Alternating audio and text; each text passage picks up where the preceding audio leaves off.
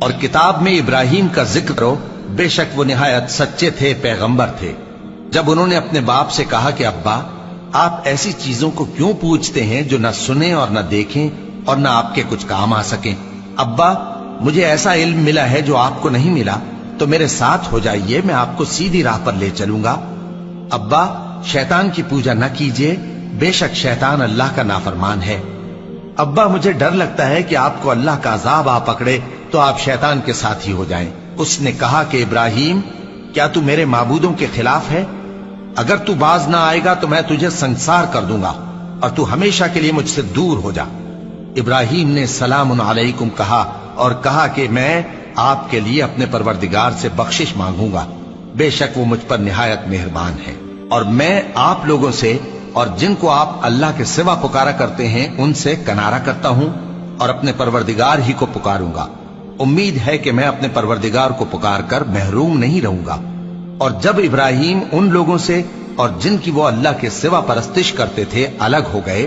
تو ہم نے ان کو اسحاق اور اسحاق کو یعقوب بخشے اور ہر ایک کو پیغمبر بنایا،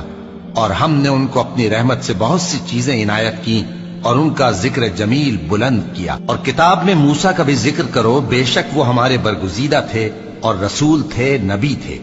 اور ہم نے ان کو طور کی داہنی طرف سے پکارا اور باتیں کرنے کے لیے نزدیک بلایا، اور اپنی مہربانی سے ان کو ان کا بھائی ہارون پیغمبر بنا کر عطا کیا۔ اور کتاب میں اسماعیل کا بھی ذکر کرو، وہ وعدے کے سچے اور رسول تھے، نبی تھے،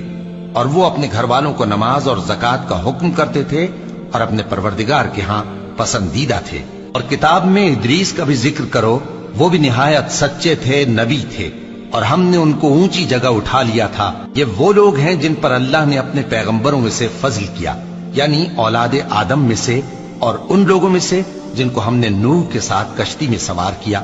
اور ابراہیم اور یعقوب کی اولاد میں سے، اور ان لوگوں میں سے جن کو ہم نے ہدایت دی اور جنہیں برگزیدہ کیا۔ جب ان کے سامنے ہماری آیتیں پڑھی جاتی تھیں تو سجدے میں گر پڑتے اور روتے رہتے تھے۔ پھر ان کے بعد چند ناخلف ان کے جانشین ہوئے جنہوں نے نماز کو ضائع کر دیا اور خواہشات نفسانی کے پیچھے لگ گئے، سو ان قریب ان کو گمراہی کی سزا ملے گی۔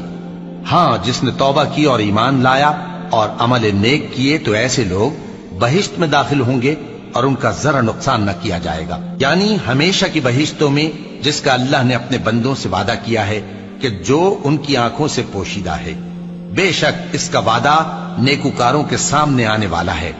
وہ اس میں سلام کے سوا کوئی بیہودہ کلام نہ سنیں گے، اور ان کو صبح و شام کھانا ملے گا